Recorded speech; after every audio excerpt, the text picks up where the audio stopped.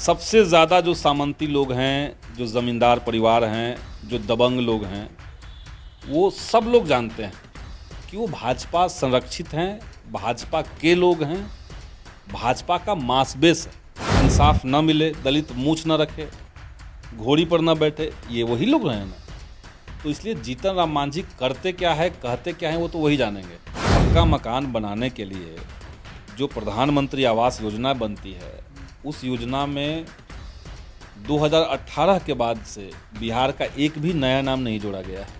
असल मुद्दा है कि भूमिहीनों के ऊपर, गरीबों के ऊपर जुल्म बढ़े हैं। पिछले दिनों कई बार ऐसा हुआ कि ब्लॉक में अंचलाधिकारी के आदेश से या कई बार हाई कोर्ट के आदेश से गरीबों के घर तोड़े जा रहे हैं। हम पार्टी की तरफ से ये कहा जा रहा है कि लालू यादव जो है अपने तीन पीढ़ी का वंशावली जारी करे कि वो वाकई में वो यादव है कि गणेरी है। कौन होते हैं आप वंशावली मांगने वाले भाई? तो इन्होंने कहा कि वो मुसहर के, तो उसी पर उन्होंने कह दिया कि आप यादव नहीं, आप गणेरिया हैं। अब ये सब क्या है? हम किसी देखिए जाति प्रथा, जाति उपजाति, ये सब लड़ाई में हम लोग क्या कहेंगे। नवादा में दबंगों के द्वारा 80 घरों को जलाकर राख कर दिया जाता है। उसके बाद आपको बता दें कि जीतन राम मांझी जो कि केंद्रीय मंत्री और गया के सांसद है, वो एक विवादित बयान दे देते हैं। उनका साफ तौर पे कहना होता है कि जो आग लगाने वाले लोग जो है वो महागठबंधन से ताल्लुक रखने वाले लोग हैं, आरजेडी के लोग हैं। और उनका यह भी कहना था कि यादव जो है बिहार में उत्पाद मचा रहा है और जमीन कब्जा करने का षड्यंत्र रच रहा है। इन्हीं सब मुद्दों पर हमारे साथ बातचीत करने के लिए माले विधायक संदीप सौरभ जी है, इनसे हम बात करेंगे। क्या कहिएगा, यादव समाज पूरे बिहार में उत्पाद मचा रहा है? देखिए जीतन राम मांझी की हर बात को गंभीरता से लेना नहीं चाहिए।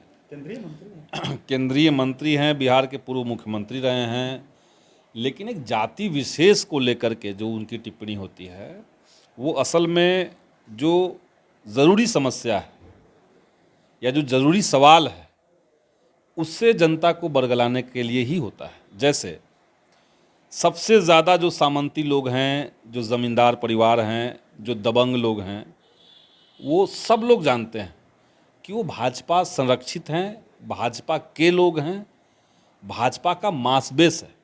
भाजपा के लोग वही हैं ज़्यादातर दबंग, ज़मींदार।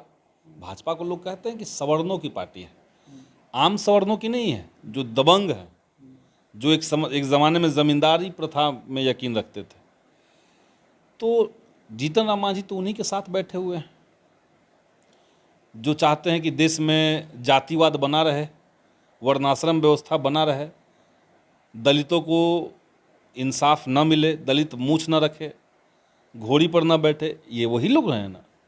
तो इसलिए जीतन राम मांझी करते क्या है, कहते क्या है, वो तो वही जानेंगे। अब जहाँ तक ये घटना है, नवादा वाली जो घटना बहुत दुखद घटना है, और इसमें भाकपा माले की भी जांच कमेटी वहाँ गई थी और उसके बाद एक रिपोर्ट भी हम लोगों ने जारी किया। अब उसमें जो लोग भी शामिल हैं, उन सब लोगों पर ढंग से कार्रवाई हो और इस तरह की चीज़ें बंद होनी चाहिए बिहार के अंदर।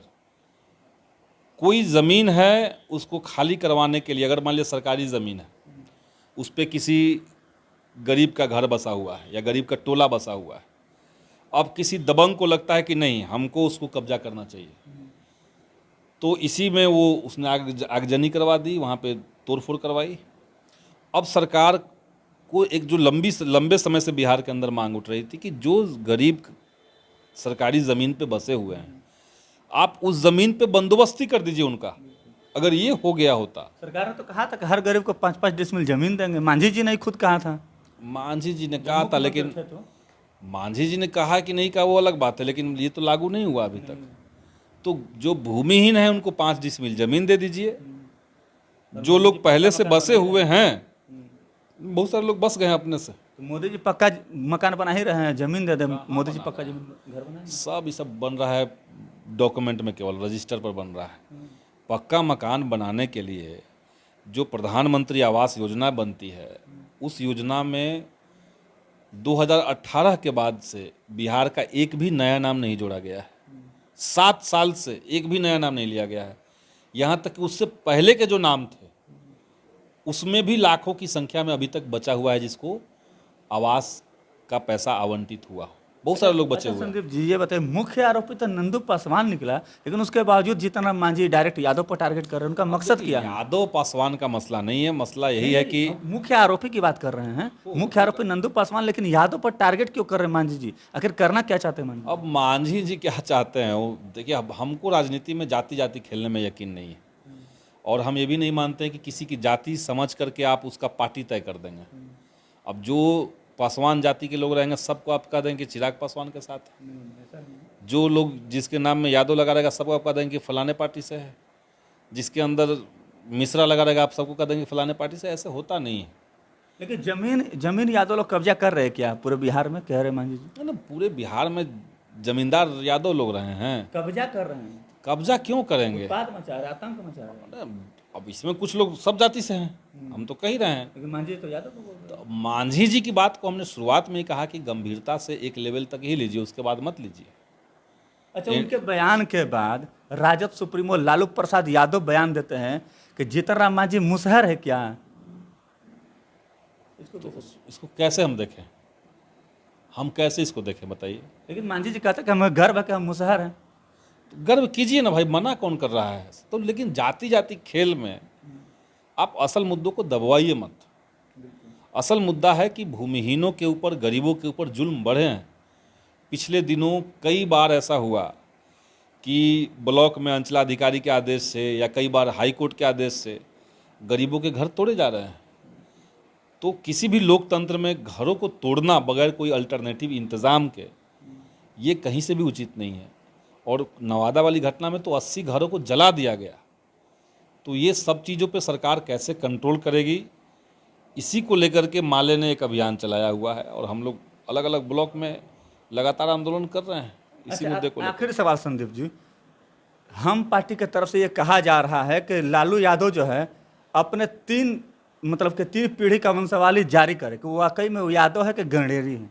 इस पर हम क्या कहें?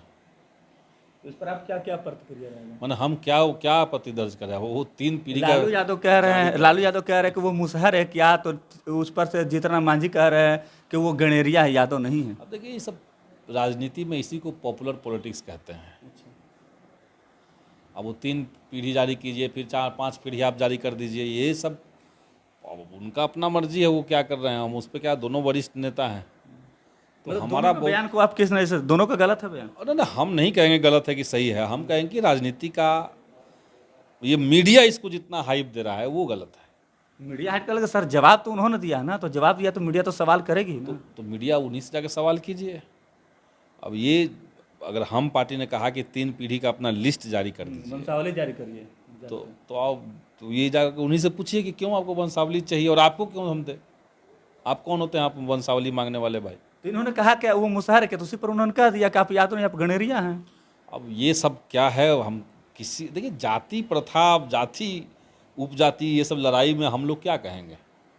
हम लोग के लिए बहुत सारे मुद्दे अभी हैं बिहार के अंदर, गरीबों का सवाल, युवाओं का सवाल, उसको फोकस करके हम लोग प्लान बना रहे हैं, लड़ रहे हैं।